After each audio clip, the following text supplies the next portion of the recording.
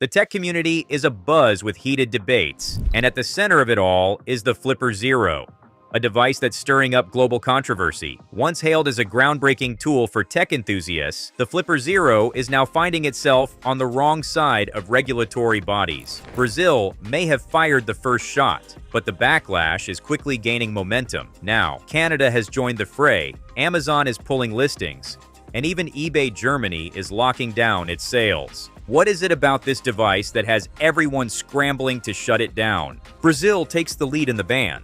Let's start with Brazil, where the ban was first imposed. The Flipper Zero is no ordinary device. It boasts a wide range of hacking capabilities, including NFC, RFID, Bluetooth, infrared, and more, all packed into a sleek, pocket-sized design. But here's the twist. These features aren't exactly new. Security experts and pen testers have been using tools with similar functionalities for years, without so much as a raised eyebrow from regulators. So, what makes the Flipper Zero so different? Accessibility. That's the magic word. The device bridges the gap between the complex, often intimidating world of hacking tools and a user-friendly interface that's accessible to virtually anyone. Instead of cryptic command lines, the Flipper Zero offers a playful and intuitive experience, complete with an adorable, animated dolphin as your digital guide. This charm and ease of use have made it a sensation, particularly among tech enthusiasts who might not be traditional experts. In Brazil, the hype was palpable. Thousands eagerly awaited their Flipper Zeros, excited to explore its possibilities. But their anticipation quickly turned to frustration when Anatel, Brazil's equivalent of the FCC, intercepted shipments. The devices were seized at customs, leaving buyers bewildered and angry. Initially, Anatel's reasoning was shrouded in mystery. Claims about product approvals were vague, and no specific rules appeared to have been violated. But as frustration mounted and discussions on platforms like Reddit gained traction, Anatel clarified its concerns. The agency argued that the Flipper Zero could potentially be used for malicious purposes, posing a risk to Brazilian citizens. The reasoning centered on the device's ability to interact with and potentially exploit systems like NFC-based payment terminals or remote controls, even though such activities are technically possible with other tools. The Flipper Zero's user-friendly interface makes it far easier for less experienced individuals to misuse it. This brings us to the key question. Are there documented cases of the Flipper Zero being used for illegal activity? A quick dive into TikTok, the unofficial showcase for Flipper Zero content, reveals a treasure trove of demonstrations. Users are showing off the device's ability to shut off TVs, mess with Tesla charging ports, and even emulate remote controls to prank unsuspecting individuals. These videos are undoubtedly creative, but hardly cross into criminal territory. Canadian ban. A case of misplaced fear? Imagine this. Auto thieves armed with high-tech devices straight out of a spy movie, roaming the streets freely.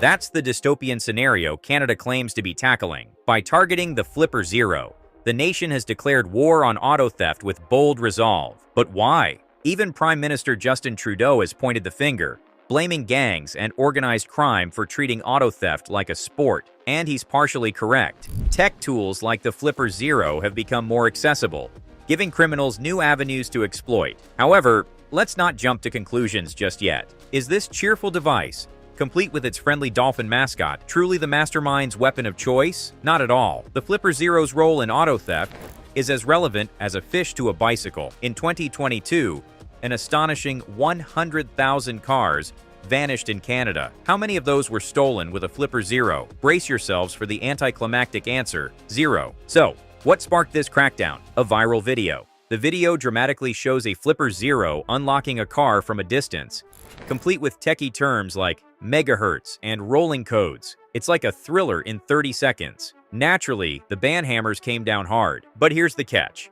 This hack isn't as scary as it seems. In the clip, the user clones their own key fobs code and replays it with the Flipper Zero. Sounds impressive, right? Here's why it's not. Modern cars use rolling codes, a security system where each fob generates a unique code every time it's used. Once the code is sent, it's useless, expiring faster than a popsicle on a summer day. Even if a criminal intercepts the code, they can't reuse it. Then there's the logistics. For the trick in the video to work, the thief would need to record the code before the car receives it. In real-world terms, this means lurking nearby while you unlock your car, a far cry from Hollywood-style heists. What's really driving the ban? At its core, the Canadian ban seems rooted in confusion and sensationalism. The Flipper Zero has become an easy scapegoat, even as experts, and the device's own creators, struggle to understand the rationale. Is the ban a genuine attempt to curb auto theft, or simply a knee-jerk reaction to social media hype? For now, it feels like a classic case of overreach, a solution searching for a problem. As policymakers and technologists navigate this murky territory, one thing is certain: the Flipper Zero remains at the center of a heated debate about regulation, innovation, and fear of the unknown. German eBay ban: the curious case of the disappearing Flipper Zero listings. If you've ever gone hunting for the latest tech gadgets on eBay, you might have stumbled upon the elusive Flipper Zero. You click on the listing, heart racing with excitement, only to find it vanishes mere hours later. Frustrating, right?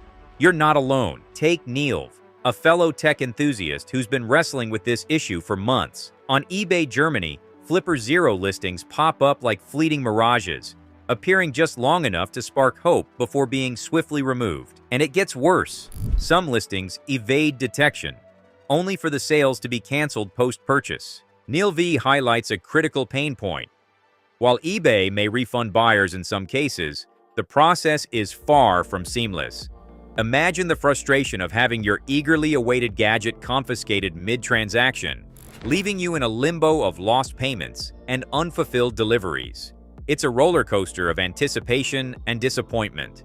But Neil's observations go deeper. They recognize that tools like the Flipper Zero play a pivotal role in modern security research, particularly in addressing vulnerabilities like RFID cloning. Yet eBay's stance appears to ignore this nuanced reality, raising a critical question: why is eBay banning the Flipper Zero? One theory is that eBay's policy aims to protect legacy systems vulnerable to misuse. Many outdated security protocols can't withstand the challenges posed by modern tools, and the Flipper Zero might be seen as a risk to these fragile infrastructures. Another possibility: eBay may be reacting to a wave of poorly informed initiatives that fail to distinguish between legitimate use and malicious intent. Regardless of the rationale, the ban creates a roadblock for responsible innovators and researchers. Developers and engineers rely on devices like the Flipper Zero to identify vulnerabilities and build stronger, more resilient systems. Restricting access to these tools could hinder progress in an industry that moves faster than most policies can adapt. eBay's ban of the Flipper Zero isn't just a minor inconvenience.